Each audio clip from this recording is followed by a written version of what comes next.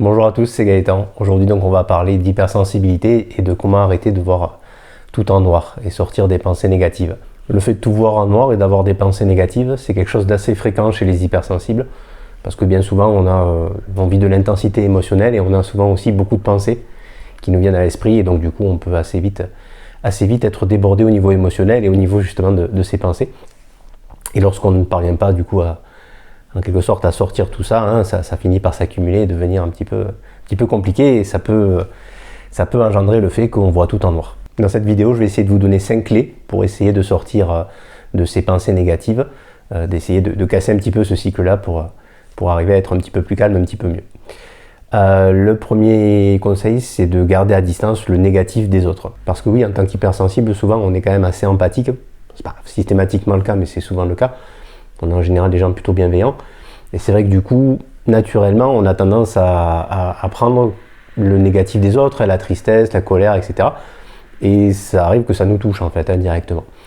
Donc cette empathie-là, c'est quelque chose, c'est une qualité, c'est quelque chose de très bien. Attention à ce que ça ne devienne pas ce qu'on appelle de la sympathie. Sympathie, c'est vraiment quand on prend pour soi les sentiments des autres. Voilà, que la personne en face de nous est triste et que nous, à notre tour, on devient triste. Ça, c'est pas bon parce que c'est forcément contre-productif. À la fois, vous devenez triste, ce qui n'était pas le but, et puis vous ne rendez pas forcément du coup service non plus à la personne qui ne va pas non plus se sentir mieux à votre présence. Donc voilà, si vous sentez que vous rentrez dans cette espèce de ce qu'on appelle de la sympathie, si vous sentez que ça vous déborde et que ça a un impact sur vous, il vaut mieux essayer de mettre un petit peu de distance autant que possible. C'est pas toujours évidemment faisable. Là, je pense par exemple au monde du travail. Éventuellement, si vous avez des collègues, vous sentez que c'est un petit peu négatif, que ça ne va pas, etc. C'est parfois compliqué, peut-être en prenant des pauses, etc. Mais c'est parfois un petit peu compliqué. Mais voilà, au maximum d'essayer de mettre de la distance ou en tout cas de s'éloigner de ce négatif-là pour vous rester bien et ne pas avoir toutes ces pensées négatives. Le deuxième conseil que je donnerais pour arrêter de tout voir en noir, c'est s'autoriser à être négatif.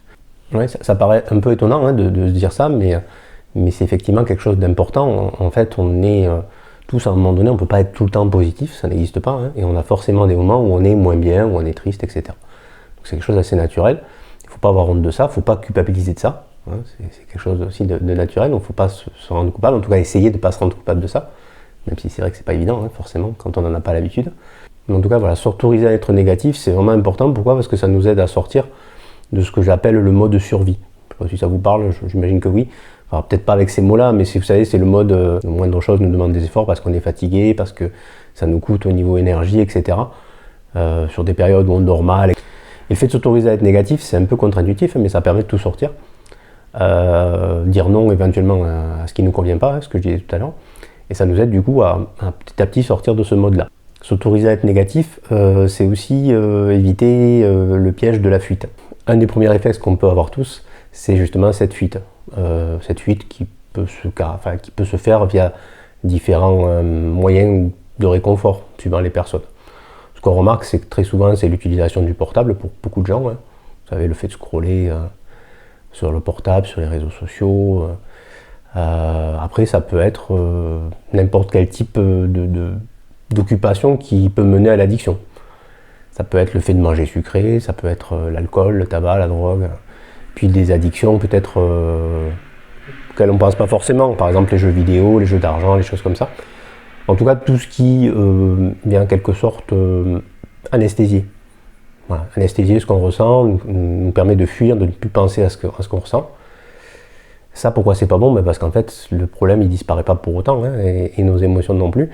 On les a en quelque sorte mis sous le tapis, mais on les a en quelque sorte refoulées. Mais on ne les a pas exprimées, donc du coup elles restent là et elles vont ressortir de façon plus puissante. La troisième clé qui peut vous aider peut-être à gérer ces moments où vous avez beaucoup de pensées négatives, c'est d'essayer de les reconnaître. On est d'accord sur cette vidéo, on ne parle pas forcément de maladies telles que la dépression, on parle vraiment de moments où vous ne vous sentez pas bien, où vous vous sentez vraiment submergé par de la tristesse, par des émotions, mais on ne parle pas forcément de maladies telles que la dépression qui nécessiteraient d'avoir un suivi médical, psychologique, etc. Là on parle vraiment de choses plus courantes, mais qui sont quand même bien invalidantes également. Donc oui, pour revenir à ce que je disais, reconnaître ces pensées négatives, c'est quelque chose d'important et c'est quelque chose qui est nécessaire dans ce processus. Comment on fait ça ? Dans un premier temps, on essaie, je dis bien on essaie parce que c'est pas toujours évident, de revenir au calme. en revenant à la respiration, en faisant attention, en remettant de la conscience sur la respiration, donc au fait d'inspirer et d'expirer. Bon, donc ça c'est hyper important pour arriver à se calmer. Comme je le dis souvent dans les vidéos, il y a de la cohérence cardiaque qui peut vous aider, ou de la méditation. Sur YouTube, il y a pas mal de contenu là-dessus, plein de contenu gratuit et de très bonne qualité qui peut vous aider à apprendre un petit peu comment faire là-dessus. Au début, c'est pas forcément évident, parce que quand on n'en a pas l'habitude d'arriver à se concentrer là-dessus, c'est pas forcément simple. Mais au fur et à mesure qu'on pratique, on y arrive de mieux en mieux. Si jamais ça vous parle pas plus que ça, ça vaut, je pense, le coup d'essayer, mais si jamais vraiment ça vous parle pas, vous pouvez aussi simplement aller marcher ou même écrire ce que vous ressentez. Ça, c'est quelque chose qui aide énormément, parce qu'on met des mots sur ce qu'on ressent et puis on sort tout ça. Voilà. En tout cas, revenir au calme, c'est ça. Et puis, si vous avez quelqu'un, un proche vraiment en qui vous avez confiance, n'hésitez pas non plus à parler, à dire ce que vous ressentez, etc. Ça aide énormément aussi, de sortir tout ce qu'on a et puis à mettre des mots exacts sur nos ressentis. L'avantage de faire tout ça, c'est que ça permet aussi d'identifier ces sentiments-là pour ce qu'ils sont. C'est-à-dire des sentiments, donc des choses qui ne durent pas. Et puis ça permet aussi d'identifier les moments où on n'est pas forcément, on est un petit peu sorti de la réalité. Ces moments où on est un petit peu sorti de la réalité, c'est ces moments en fait où on se met à supposer, à interpréter.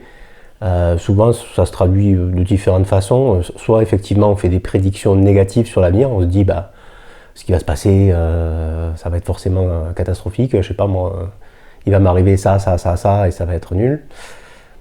C'est pas la réalité puisqu'on ne sait pas comment ça va se passer, à moins d'avoir des talents de divination, de médiumnité. Voilà, on ne peut pas savoir ce qui se passe dans l'avenir.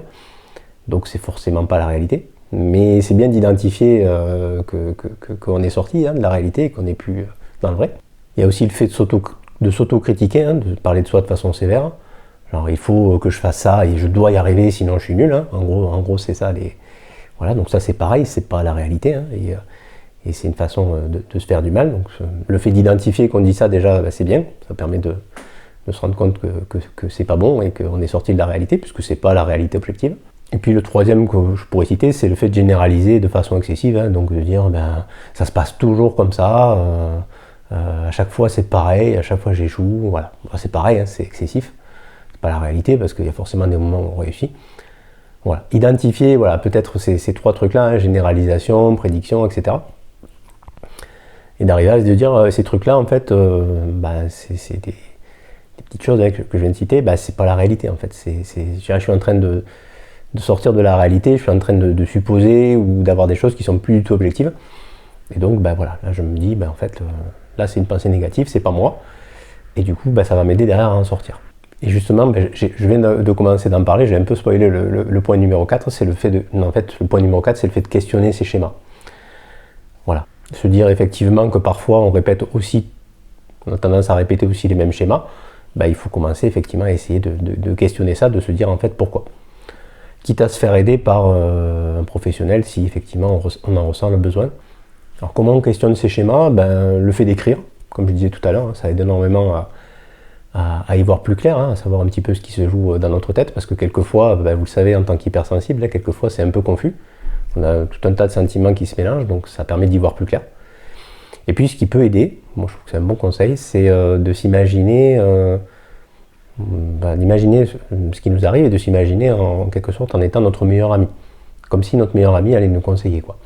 Et se dire, en fait, si là c'était mon meilleur ami qui me parlait, ma meilleure amie, bien entendu, comment je réagirais, qu'est-ce que je dirais, et vous verrez que vous aurez beaucoup plus d'empathie, et que vous comprendriez beaucoup mieux ce qui se passe que lorsqu'il s'agit de vous-même. Parce que quand il s'agit de nous-mêmes, on a tendance à se juger extrêmement durement. Quand on écoute quelqu'un qu'on aime bien, qu'on apprécie particulièrement, on n'a pas ce jugement aussi dur, on est beaucoup plus doux. Et souvent, on est beaucoup plus fin dans nos analyses et beaucoup plus objectif, forcément. Parce que l'avantage de ça, en fait, c'est que ça crée une distance avec vos pensées.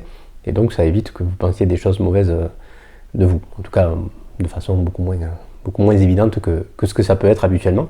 Et donc, ça aide beaucoup de se dire, je me parle, je me traite, je me parle et je me traite comme je traiterais quelqu'un que j'apprécie tout particulièrement. Et la cinquième clé, mais qui est une clé, je dirais, qui rejoint un petit peu toutes les autres, c'est le fait de prendre soin de soi.